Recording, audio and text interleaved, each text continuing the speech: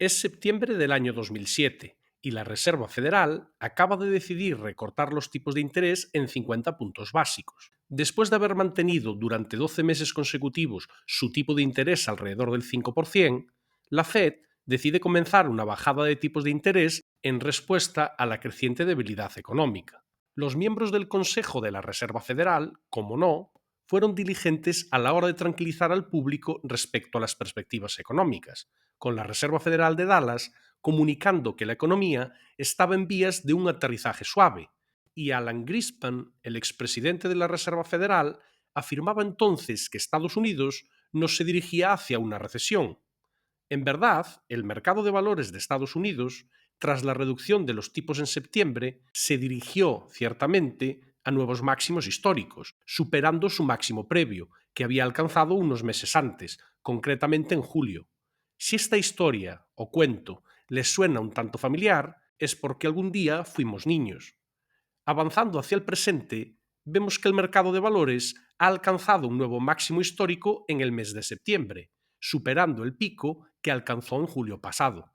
Este optimismo surge de la decisión de la Reserva Federal de recortar los tipos de interés en 50 puntos básicos en su reunión de septiembre. Esta decisión de la Reserva Federal pone fin a la pausa de un año con un tipo de interés del 5%, el más elevado desde 2007, y nuevamente los mandamases de la Reserva Federal se muestran precoces a la hora de tranquilizar al público respecto a las perspectivas económicas, con Jerome Powell, el propio presidente de la Reserva Federal, diciendo que no ve ningún riesgo de recesión en la actualidad. Ahora bien, en retrospectiva, sabemos que el optimismo que rodeó esta primera reducción de tipos en septiembre de 2007 palideció rápidamente, pues Estados Unidos naufragó en una recesión y el nivel de desempleo continuó en ascenso durante los 2 años siguientes, alcanzando un escalofriante 10% y haciendo completamente pedazos al sistema financiero a su paso. La pregunta sería en este momento, ¿cuán similar es la situación hoy día? Veamos. Aparte del hecho de que la Reserva Federal haya decidido rebajar los tipos de interés en septiembre en 50 puntos básicos como en 2007, el parecido razonable más evidente es que tanto en 2024 como en 2007 tenemos un nivel de paro en aumento. Y esto es importante porque el desempleo tiende a subir con cierto impulso. Cuando el desempleo comienza a aumentar desde niveles mínimos, nos sugiere que nos dirigimos en una tendencia fuerte de aumento de desempleo, y suele ir de la mano con las recesiones económicas. Y como sabemos por la propia historia, las recesiones económicas no suelen ser la mejor receta para el mercado de valores. No obstante, ha habido algunos casos en el pasado en los que la cifra de parados aumenta durante un breve espacio de tiempo, pero termina nuevamente volviendo a niveles tolerables, calmando las aguas sin cristalizar en una recesión. Ciertamente, algo similar podría acabar sucediendo hoy día, lo que nos colocaría en una situación netamente diferente a la de 2007.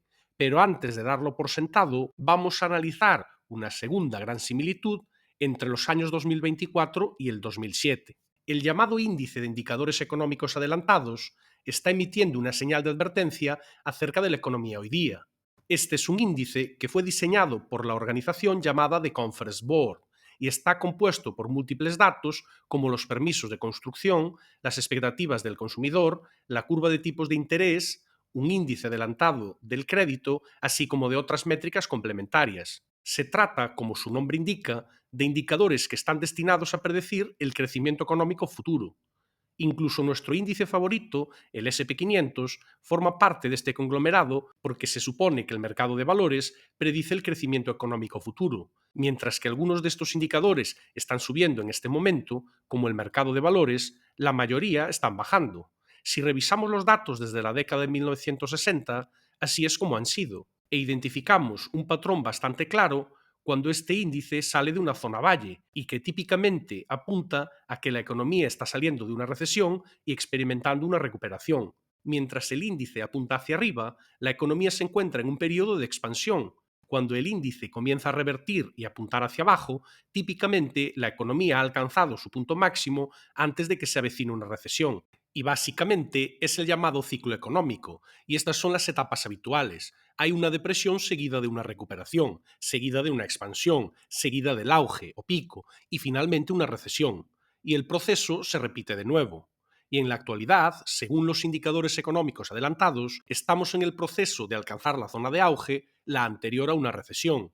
El único problema de los ciclos es que ya llevamos en esta fase de auge por espacio de 24 meses. Los indicadores económicos adelantados han estado apuntando consistentemente hacia abajo durante los últimos 2 años.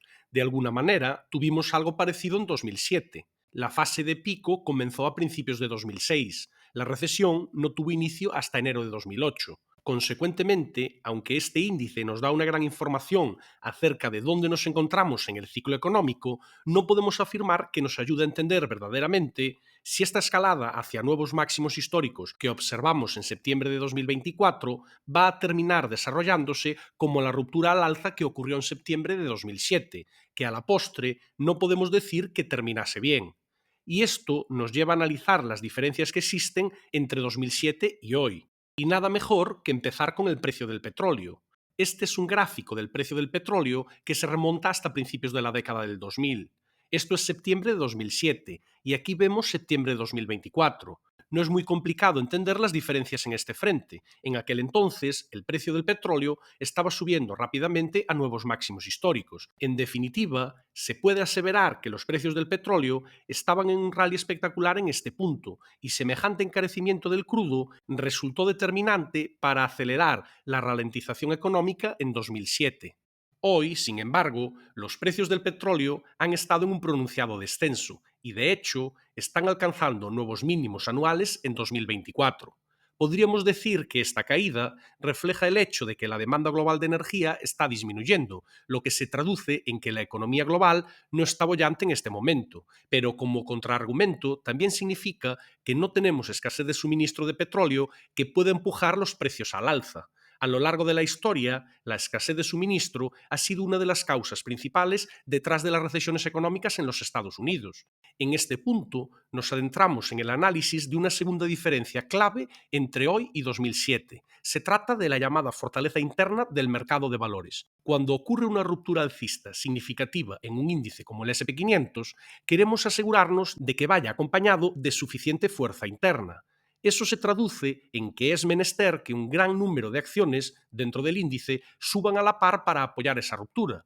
Si únicamente un puñado de acciones participan en la ruptura al alza, es más probable que fracase.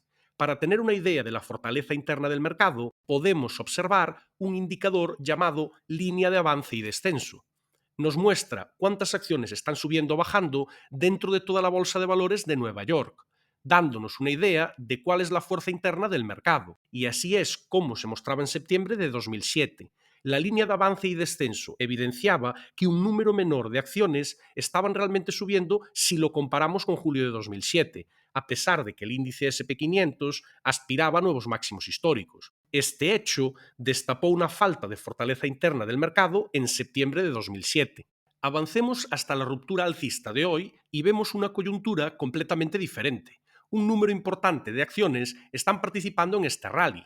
Esto es lo que podríamos definir como gran fortaleza interna del mercado. Así que esto supone una base sólida de por qué esta ruptura a nuevos máximos históricos podría tener continuidad, a pesar de las preocupantes semejanzas con la falsa ruptura de 2007. Seguimos convencidos de que la economía está en el proceso de alcanzar la cúspide y dar un giro hacia una recesión.